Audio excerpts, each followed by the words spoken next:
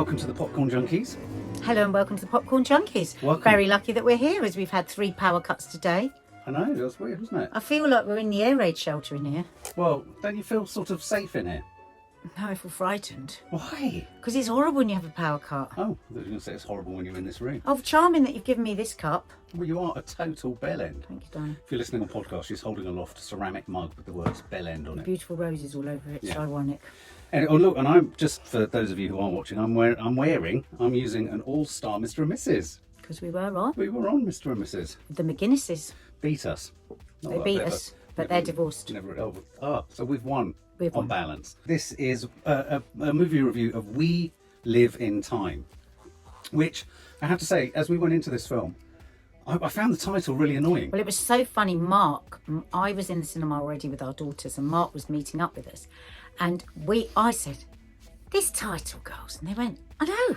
I said, "What does it mean?" And we went, "Well, I suppose it means we live in time."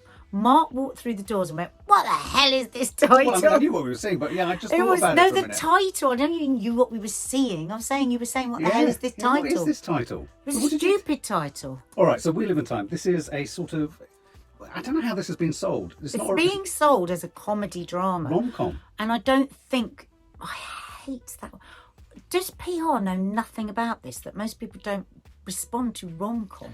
No, I know, and it's weird because it's not in the year, but it's around the same time. It Ends With Us was billed as a rom-com, but it was actually quite a admittedly mainstream Instagrammable portrait of a lifestyle. But I think that's what it was about, showing that domestic abuse or domestic violence can happen to someone even if you've got a filter on and your life is very Instagrammable, you know, which I thought was interesting. But it was a problematic issue how they promoted that film. And I do slightly worry that this film suffers from a similar kind of thing, because on the one hand there's a lightness of touch to it, there's a breeziness in the trailer, in the sort of publicity photos and in the film, and you've got 2 actors who are kind of well known, not entirely, but they're quite well known for being quite breezy personalities in real life. I mean, the chatter about this film got very sort of loud last year. I don't know if you remember, but they both you know, when you're a host and you give an Oscar, they were both together when they gave the Oscar. So there was all this excitement of, oh my God, is there going to be a movie with the 2 of them and all that kind of stuff. Well, this is the film. There are comedic moments in it. It's deeply romantic, but it's essentially about a woman who is living with ovarian cancer and how their relationship survives that or doesn't survive that, how they become parents. And it goes about telling the story of how they met, how she discovers she's got cancer, how they go about, which I'd really like to talk about actually, the whole idea of having children or not having children, not just in the shadows of cancer, but in a relationship where 2 people, one does and one doesn't. And it does it in a very, this sounds really wanky, but it's a non-linear way where basically we jump up and down the kind of timeline all over the place, which again we'll talk about whether that was effective or not. But just as a kind of starter, thinking about it since we've seen it, I've thought about it often in the same breath that I've thought about All of Us Strangers. It had a similar, it's not entirely similar, and I don't think it's necessarily as effective, but it had a similar sort of feel, you know, what I felt from it. Well, because I think both those films were deeply romantic and you believed that there was love. Yeah. That's the only similarity, I think. And Because dealing with memory. yeah, dealing with memory, but All of Us Strangers was a much more serious Yes, yeah, film. it wasn't comedy. Okay, so the fact that it's called a romantic comedy, for me, why that doesn't work for me, that title, is because, I know this might sound really awful, I think a lot of people don't have laughter in their life. Right. So for me, it was just a good relationship. Right, okay. Where you laughed sometimes. Yeah. And you cried sometimes. Yeah. And then it was just given the label of it being comedy. Well, I don't know to what extent people are. No, I mean, I it is. wouldn't call No, it it's a called a rom-com. rom-com. Oh, No, right, it is. okay, It's right. being billed as a right. rom-com. And the thing is, it's not. It's a really real portrait of 2 people that were not afraid to show how they felt right from the beginning. And that's what I really, really loved. Yeah. I love it. And I can tell because we saw it with both our daughters, 17 and 21. And I could feel them loving those moments as well. In a world where people are swiping and people don't really want to show their feelings. And you're talking to, are you seeing, is it a friendship with whatever it is, benefits? The simplicity of 2 people being confident enough to just like each other straight off the bat was so romantic. I always find that really romantic. I don't like these will she, won't she's. I like it when people just get together and then I can settle into watching how two people interact with each other. So many, when you think of TV shows and movies, the driving force so often for the narrative is they can't stand each other. Will they get together? Yeah. Well, no. I want to look into the minutiae of people, and you really do. I have to say, I have to give a really serious warning that whoever you go with will come out of there falling in love with both of them, because we, as a family, we fell in love with both of them, didn't we? And that is because the way that they looked at each other, the intensity of the love, we all felt more loved for it. Many times in the cinema, I'd hold my daughter's hand, I'd hold Mark's hand, Mark would hold his daughter's hand. We were all just aware of how much love that we have, and just reminded how precious. How precious. And these are two people that are incredibly lovely, nice to each other. Yeah, well, not like a wussy way. No. In a confident way. Well, and I think a lot of what you say is really interesting, because so if they are describing it as, I think that one of the problems with the whole rom-com thing, the way they get together is inherently funny. It's not played for laughs. No, I think that's what's the important thing to say, because when I hear rom-com, I think, oh, is it going to be like diddly diddly, like so many British movies? It's not trying hard to do that. There's just inherent, naturally witty. And in fact, it's inherent dark humour. She hits him in a car accident. He comes round. The first thing he says is, "What happened to my pants?" Which is the way he dealt with that and said that line. I don't think you should have told them that's what it's happens. a spoiler review, But I love that bit. And so they're sat opposite each other. It's in the trailer as well, where they stumble into an interest in each other, and I love the way they stumbled into that in the corridor. She's a great positive role model. She really is. Her character at the beginning, she's unashamedly open about what she wants. Yeah. And that's what we're always trying to tell our girls, aren't we? Absolutely. Know what you want and then ask for it. And it wasn't arrogant. There was no arrogance. No, not at all. Oh my God! I just get warm feeling just remembering all those initial moments. And so we're thrown quite a few out of order, non-linear, jumping backwards and forwards through time. What I liked about this film was it went to no effort to earmark or cinematically tell us that we were flashing back or flashing forward. And in fact, in a weird way, what I thought was highly effective was, as you move through their romance, you move through them getting together, you move through them living together, he meets her friends, they fall out, they have a row, they talk about wanting children, and on that topic of wanting to have children, they're in very different situations, and that's prior to diagnosis, isn't it? She doesn't think she wants kids. He definitely wants kids. And she's outraged that he would even ask her. Yes, I mean, she's really... And what was And nice, the previous relationship she's had is with a woman. Yeah, that's right. That's what I thought, yeah. But what I liked about this was it showed you how you can be a strong woman in a relationship. And I think this is something that we both loved about it for our kids. And it doesn't mean you're a tough person, a horrible person, or It's absolutely the you goal. aren't capable of being able to hold a sort of sensitivity to, or make sacrifices yourself. Because But you can rise up if necessary. Absolutely. She's a chef, so there's a lot of food in this. She's a Oh, high-end really chef. beautiful Michelin. I mean, I don't like Michelin food, but it's great to watch, isn't it? Because it's such a skill and such an art. And there's an added piquancy to that because she loves food, Florence Pugh, the actress. So I know that she is a huge, I think on YouTube and there's all sorts of films of her making stuff. She just loves cooking. She loves making food. Andrew Garfield, I think, I've always been in love with Florence Pugh. There's something about her that's fresh and free, grounded as well. Fresh, free, and grounded, and real and granular. They felt real. They felt like people we knew. They felt, and watching this film was like getting to know two people. It was like becoming friends. And a lovely home, but like not like not oh wanky. God, lovely home that you could never have kind of lovely home. It was just, it running all the way through this, of course, is that she has a recurrence of ovarian cancer, and you know that she's going to die. Well, she doesn't have it at all when she's with him to begin with, though, does she? She's had it before. Yes, it's recurred. She had it before she was with him. No, they get. That's right. No, they get together. They're talking about this. Right. What I thought was a really interesting aspect of this. So there is the diagnostic moment. Again, it's in the trailer. Yeah. And what I liked about what they did there, they didn't amplify it with music. They didn't over dramatise the moments. It felt very like the appointments I've been with my friend who has stage 4 breast cancer, and there's been many times that we've been in with her and she's had devastating news. This line of treatment is out, oh my God, it's spread now, or it's in your liver, or it's here, and you expect that there's going to be some great big breakdown and crisis, and it was so like Florence Pugh, and even the vibe with the consultant, which is she offers a sweet, and then they move. Yeah, because you just get on with life, and I really love that. I'm sure there's going to be loads of things within it that people that have had cancer or have cancer are not going to be happy with. But for me, I felt that seemed like it just was so reminiscent of Of you what know, you've same gone through and what you've situations. seen with What your my friend's gone friends. through, and witnessed.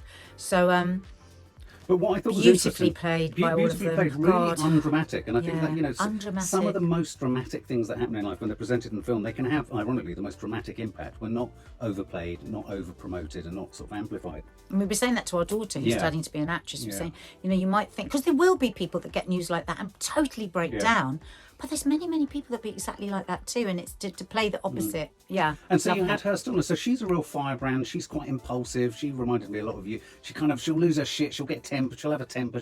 She's quite fiery. And as you would kind of expect of someone And who independent. works in a kitchen as well, you have a kind of fiery temperament, and not just fiery, kind, but quite Very quite competitive. ADHD and Yeah. competitive. She wants to win. She wants to make a mark and all this kind of stuff. But there was something wonderful. The wonderful detail that he works for Weetabix.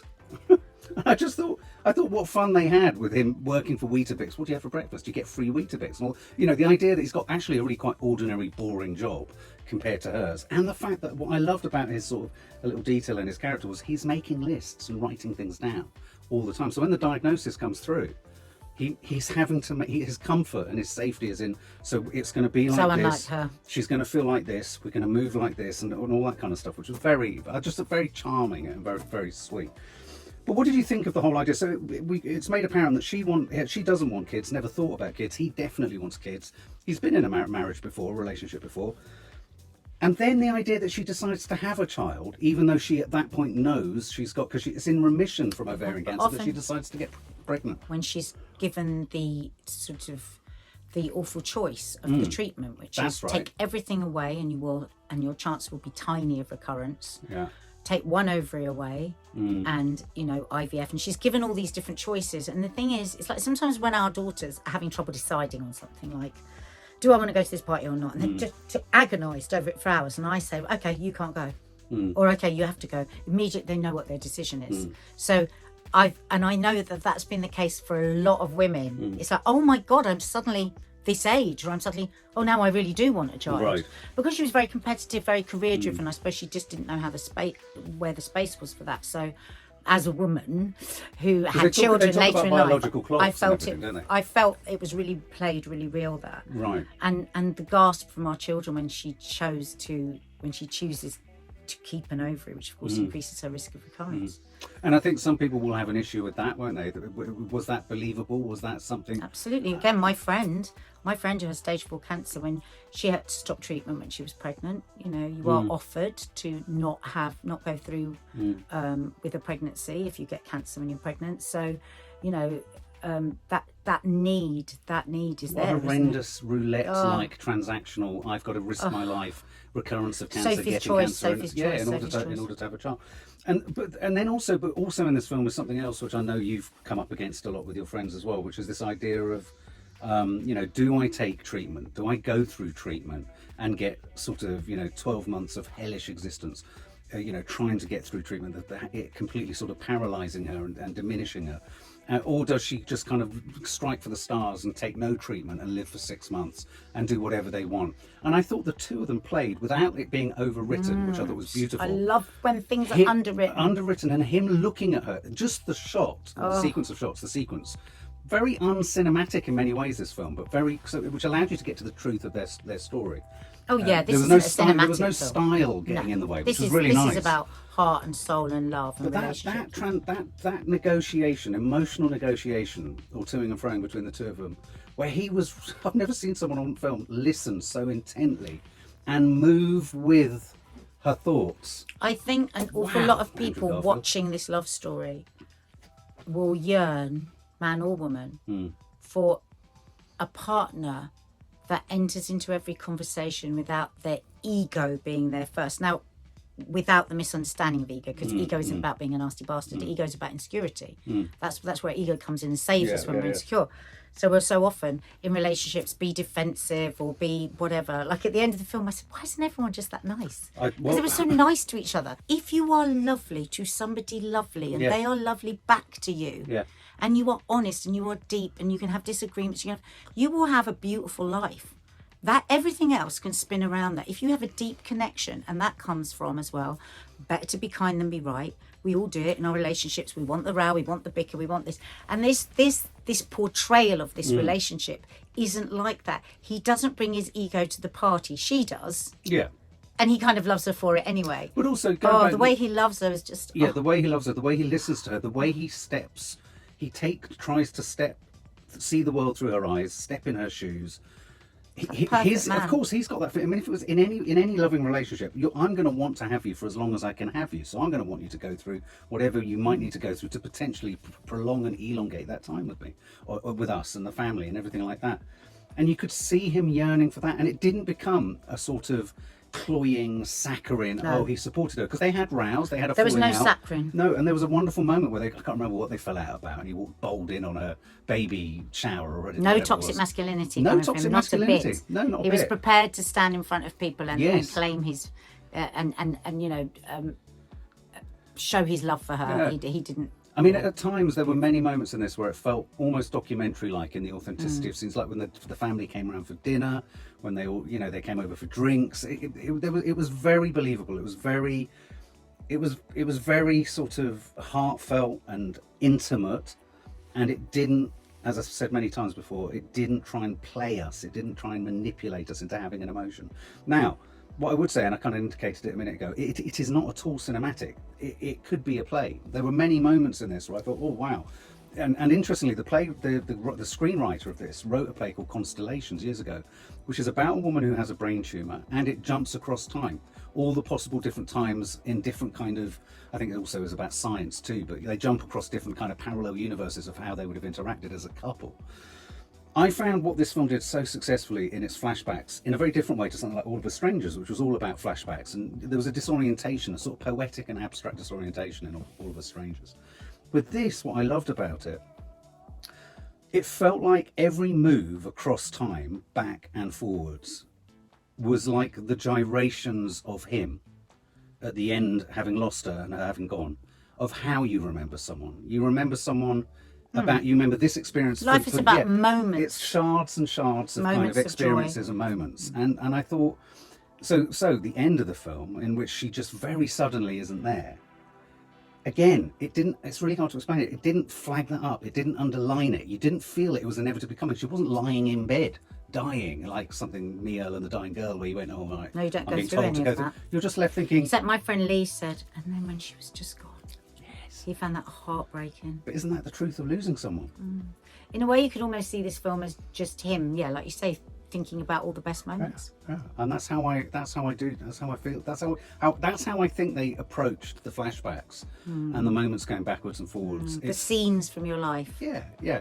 And I don't feel it jarred. A number of critics have said they didn't feel it worked at all. They'd like to map out the order of those moments so that you had a coherent linear narrative. For me, I loved not knowing where we were going to get something, and I loved also not knowing whether we were going back in their narrative to having a kid or be pre-kid and all that kind of stuff.